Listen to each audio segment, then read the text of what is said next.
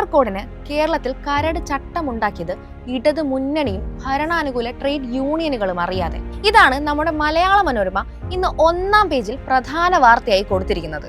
അതായത് രാജ്യത്തെ തൊഴിൽ നിയമങ്ങളിൽ മാറ്റം വരുത്തിക്കൊണ്ട് കേന്ദ്ര സർക്കാർ കൊണ്ടുവന്ന ലേബർ കോഡ് പ്രാബല്യത്തിലായതോടെ വലിയ ആശങ്കയിലാണ് ഇന്ത്യയിലെ തൊഴിലാളി സമൂഹം മൊത്തത്തിൽ.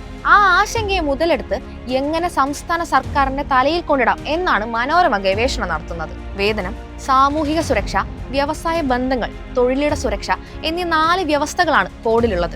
ഇതിൽ മിനിമം വേതനം സർക്കാർ തന്നെ നിശ്ചയിക്കുന്നതാണ് വേതന കോഡ്. ഇതിന് ആരും അറിയാതെ ആരും ചർച്ച ചെയ്യാതെ സംസ്ഥാന സർക്കാർ കരട് ചട്ടം ഉണ്ടാക്കിയെന്നാണ് മനോരമയുടെ ആരോപണം. ആദ്യമേ പറയട്ടെ, മനോരമയുടെ ഈ വാർത്ത അർത്ഥസത്യവും അതിനേക്കാൾ അസത്യവും അറിവില്ലായ്മയും നിറഞ്ഞതാണ്. ഇതിനുള്ള മറുപടി മന്ത്രി വി ശിവൻകുട്ടി തന്നെ ഇന്ന് വ്യക്തമായി പറഞ്ഞിട്ടുണ്ട്.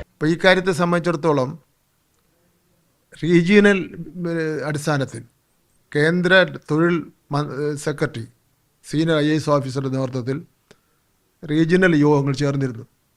അപ്പോൾ ആ റീജിയണൽ യോഗത്തിൽ നമ്മൾ കേരള ലേബർ സെക്രട്ടറി നിർബന്ധമായിട്ട് പങ്കെടുക്കണമെന്നുള്ള നിർദ്ദേശം കിട്ടിയിരുന്നു.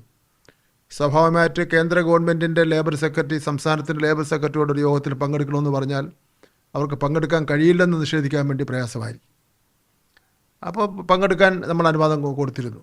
പങ്കെടുക്കാൻ അനുവാദം കൊടുത്തപ്പോൾ ആ യോഗത്തിൽ പങ്കെടുത്തുകൊണ്ട് അവരോട് ലേബർ സെക്രട്ടറി പറഞ്ഞത് അത് മാൻഡേറ്റ് ആയിട്ടാണ്, നിർബന്ധപൂർവം ചെയ്തിരിക്കണമെന്നുള്ള മട്ടിൽ പറഞ്ഞത്, നിങ്ങൾ കരട് തയ്യാറാക്കണം. അപ്പോൾ അവർ പറഞ്ഞിരുന്നു ഇത് സംസ്ഥാന ഗവൺമെൻറ്റിൻ്റെ അഭിപ്രായം വ്യത്യസ്തമായിട്ട് അഭിപ്രായമാണുള്ളത്, സംസ്ഥാന ഗവൺമെൻറ്റായിട്ട് ആലോചിച്ചുകൊണ്ട് മാത്രമേ ഞങ്ങൾക്ക് കാര്യങ്ങൾ ചെയ്യുന്നതിന് വേണ്ടി കഴിയുള്ളൂ. അപ്പോൾ നിങ്ങൾ ഉദ്യോഗസ്ഥന്മാർ ഇതിൻ്റെ ഒരു കരട് തയ്യാറാക്കി മന്ത്രിക്ക് സമർപ്പിക്കണം എന്നുള്ള നിലയിൽ ആണ് അവർ അന്ന് പറഞ്ഞത്. അവർ കരട് തയ്യാറാക്കിയതിന് ശേഷം നമ്മൾ തുറന്ന് കഴിഞ്ഞ 2 വർഷക്കാലമായിട്ട് ആ കരടിന്മേൽ ഒരു നടപടിയും സ്വീകരിച്ചിട്ടേ ഇല്ല. അപ്പൊ കാര്യം മനസ്സിലായല്ലോ. അതായത് കേന്ദ്ര തൊഴിൽ വകുപ്പ് സെക്രട്ടറി ഇതുമായി ബന്ധപ്പെട്ട് ഒരു യോഗം വിളിച്ചു. അതിൽ സംസ്ഥാന ലേബർ സെക്രട്ടറി നിർബന്ധമായും പങ്കെടുക്കണമെന്ന് കേന്ദ്രത്തിന്റെ നിർദ്ദേശവും. അങ്ങനെ ഒരു നിർദ്ദേശം കേന്ദ്ര തൊഴിൽ വകുപ്പ് സെക്രട്ടറി മുന്നോട്ട് വയ്ക്കുമ്പോൾ സംസ്ഥാനത്തിന്റെ തൊഴിൽ വകുപ്പ് സെക്രട്ടറിക്ക് അത് നിരസിക്കാനാവില്ല. സ്വാഭാവികമായും സർക്കാർ അദ്ദേഹത്തിന് അതിൽ പങ്കെടുക്കാൻ അനുവാദവും നൽകി.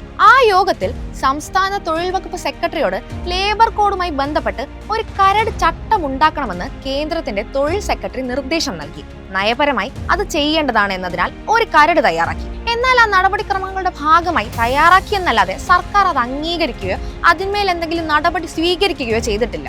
മാത്രമല്ല ഈ ലേബർ കോഡിനെതിരെയാണ് സംസ്ഥാന സർക്കാർ എന്നതിനാൽ തൊഴിലാളി വിരുദ്ധ നിയമം ആര് കൊണ്ടുവന്നാലും LDF ഭരിക്കുന്ന പിണറായി വിജയൻ മുഖ്യമന്ത്രിയായിരിക്കുന്ന കേരള സർക്കാർ അതൊരിക്കലും അനുവദിച്ചു തരില്ല. അക്കാര്യത്തിൽ മനോരമയ്ക്കെന്നല്ല ആർക്കും ഒരു സംശയവും വേണ്ട. മനോരമ ഈ ലേഖനത്തിൽ പറയുന്നത് ഇത് PM ശ്രീ പോലെ എന്നാണ്. PM ശ്രീയിലും ഇതേ കാര്യം തന്നെയാണ് സർക്കാർ വ്യക്തമാക്കിയത്. കേരളത്തിലെ വിദ്യാലയങ്ങളിൽ എന്ത് പഠിപ്പിക്കണമെന്ന് സർക്കാർ തീരുമാനിക്കും. കേന്ദ്രത്തിന്റെ അജണ്ടയൊക്കെ വാളയാർ അതിർത്തിക്ക് അപ്പുറം നിൽക്കും. ഇനി മനോരമയുടെ പ്രശ്നം ഇതൊന്നുമല്ല.